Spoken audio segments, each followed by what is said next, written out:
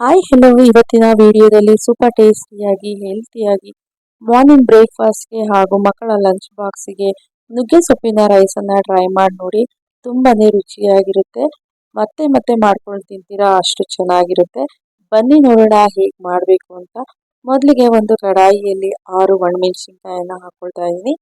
ಹಾಗೆ ಒಂದು 2 ಸ್ಪೂನ್ನಷ್ಟು ಕಡಲೆಬೇಳೆಯನ್ನು ಹಾಕೊಳ್ತಾ ಇದ್ದೀನಿ. ನಂತರ 1.5 ಸ್ಪೂನ್ನಷ್ಟು ಉದ್ದಿನ ಬೇಳೆ ಅಥವಾ ಉದ್ದಿನ ಕಾಳನ್ನ ಹಾಕೊಳ್ಳಿ. ಹಾಗೆ 1 ಸ್ಪೂನ್ನಷ್ಟು ಜೀರಿಗೆ, ನಂತರ 1.5 ಸ್ಪೂನ್ನಷ್ಟು ಧನಿಯಾ ಕಾಳನ್ನ ಹಾಕೊಳ್ತಾ ಇದ್ದೀನಿ. ಈಗ ಎಲ್ಲವನ್ನು ಸಹ ಸ್ವಲ್ಪ ಘಮ ಬರಬೇಕು ಮತ್ತು ಕಲರ್ ಚೇಂಜ್ ಆಗಬೇಕು, ಅಲ್ಲಿವರೆಗೂ ಇದನ್ನು ಚೆನ್ನಾಗಿ ಫ್ರೈ ಮಾಡ್ಕೊಳ್ಳಿ. ಈಗ ಸ್ಟವ್ ಅನ್ನ ಆಫ್ ಮಾಡಿ ನಂತರ ಇದಕ್ಕೆ ಈಗಾಗಲೇ ನಾವು ಫ್ರೈ ಮಾಡಿ ಇಟ್ಕೊಂಡಿರುವಂತಹ ಎಳ್ಳನ್ನ ಹಾಕೊಳ್ತಾ ಇದ್ದೀನಿ. ಬಿಳಿ ಎಳ್ಳನ್ನ 2 ಸ್ಪೂನಷ್ಟು ಇದರೊಟ್ಟಿಗೆ ಚೆನ್ನಾಗಿ ಮಿಕ್ಸ್ ಮಾಡಿ ಈಗ ಇದನ್ನ ಒಂದು ಪ್ಲೇಟ್ಗೆ ತೆಗೆದಿಟ್ಕೋಬೇಕಾಗುತ್ತೆ. ಇದು ಪೂರ್ತಿಯಾಗಿ ತಣ್ಣಗಾಗಕ್ಕೆ ಬಿಡೋಣ. ಅಷ್ಟರಲ್ಲಿ ನಾನು ಇದಕ್ಕೆ 1 ಕಪ್ನಷ್ಟು ನುಗ್ಗೆ ಸೊಪ್ಪನ್ನು ತಗೊಂಡಿದ್ದೀನಿ. ಆಲ್ರೆಡಿ ನಾನು ನುಗ್ಗೆ ಸೊಪ್ಪನ್ನು ಸ್ವಲ್ಪ ಒಣಗಿಸ್ಕೊಂಡು ಎತ್ತಿಟ್ಕೊಂಡಿದ್ದೆ. ನೋಡ್ತಾ ಇರ್ಬೋದು, ಈ ರೀತಿಯಾಗಿ ಸ್ವಲ್ಪ ಒಣಗಿದೆ. ಈಗ ಇದನ್ನ ಒಂದು ಕಡಾಯಿಯಲ್ಲಿ ಹಾಕೊಂಡು ಚೆನ್ನಾಗಿ ಫ್ರೈ ಮಾಡ್ಕೋಬೇಕಾಗುತ್ತೆ. ಈ ನುಗ್ಗೆ ಸೊಪ್ಪು ನಮ್ಮ ಕಣ್ಣಿನ ಆರೋಗ್ಯಕ್ಕೆ, ರೋಗ ನಿರೋಧಕ ಶಕ್ತಿಗೆ ತುಂಬಾನೇ ಒಳ್ಳೆಯದಂತಾನೆ ಹೇಳ್ಬೋದು. ನೋಡಿ, ಈ ರೀತಿಯಾಗಿ ಕ್ರಿಸ್ಪಿ ಆಗೋವರೆಗೂ ನಾವು ಚೆನ್ನಾಗಿ ಫ್ರೈ ಮಾಡ್ಕೋಬೇಕಾಗುತ್ತೆ. ಈಗ ತೋರಿಸ್ತೀನಿ, ನೋಡ್ತಾ ಇರ್ಬೋದು. ಈ ರೀತಿಯಾಗಿ ನೀವು ಕೈಯಲ್ಲಿ ಕ್ರಷ್ ಮಾಡಿದ್ರೆ ಇದು ನಿಮಗೆ ಪುಡಿ ಪುಡಿ ಆಗಬೇಕು. ಈಗ ಇದು ರೆಡಿಯಾಗಿದೆ. ಇದನ್ನು ಸಹ ತಣ್ಣಗಾಗಕ್ಕೆ ಬಿಡೋಣ.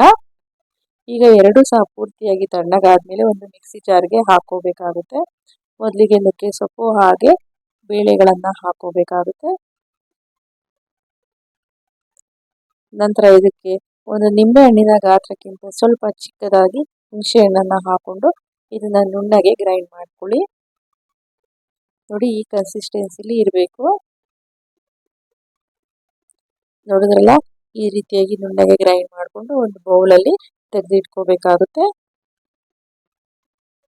ಈಗ ಒಂದು ಕಡಾಯಿಯಲ್ಲಿ ಒಂದು 3 ಸ್ಪೂನಷ್ಟು ಎಣ್ಣೆಯನ್ನು ಹಾಕಿ ಅದಕ್ಕೆ ಸಾಸಿವೆ ಜೀರಿಗೆಯನ್ನು ಹಾಕೊಂಡು ನಂತರ ಒಂದು 3 ಸ್ಪೂನಷ್ಟು ಕಡಲೆ ಬೀಜನ ಹಾಕೊಳ್ಳಿ. ಅದಾದ್ಮೇಲೆ ಒಂದು 2 ಸ್ಪೂನಷ್ಟು ಜಜ್ಜಿರುವಂತಹ ಬೆಳ್ಳುಳ್ಳಿಯನ್ನು ಹಾಕೋಬೇಕಾಗುತ್ತೆ. ನಂತರ 1 ಸ್ಪೂನಷ್ಟು ಕಡಲೆಬೇಳೆ, 1 ಸ್ಪೂನಷ್ಟು ಉದ್ದಿನ ಬೇಳೆಯನ್ನು ಹಾಕೊಂಡು ಚೆನ್ನಾಗಿ ಫ್ರೈ ಮಾಡ್ಕೊಳ್ಳಿ ಎಣ್ಣೆಯಲ್ಲಿ.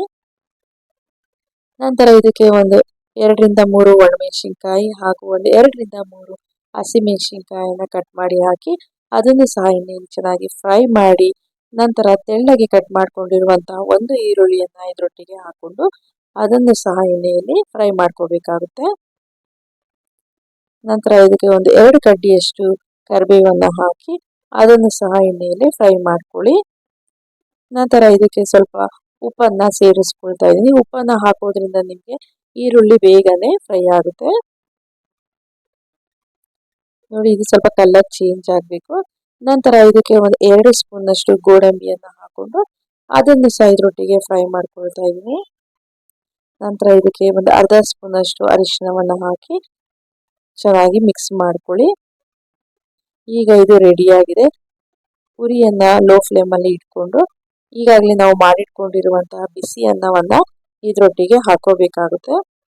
ನಂತರ ಇದಕ್ಕೆ ಮೇಲೆ ನುಗ್ಗೆ ಸೊಪ್ಪಿನ ಪೌಡರ್ ಏನು ಮಾಡ್ಕೊಂಡಿದ್ದೀವಲ್ವ ಅದನ್ನ ನೋಡಿಕೊಂಡು ಸ್ವಲ್ಪ ಸ್ವಲ್ಪನೇ ಹಾಕೊಂಡು ಮಿಕ್ಸ್ ಮಾಡ್ಕೋಬೇಕಾಗುತ್ತೆ.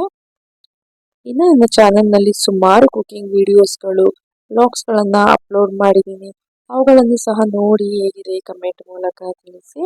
ನಂತರ ಇದಕ್ಕೆ ಕಟ್ ಮಾಡ್ಕೊಂಡಿರುವಂತಹ ಕೊತ್ತಂಬರಿ ಸೊಪ್ಪನ್ನು ಹಾಕೋಬೇಕಾಗುತ್ತೆ.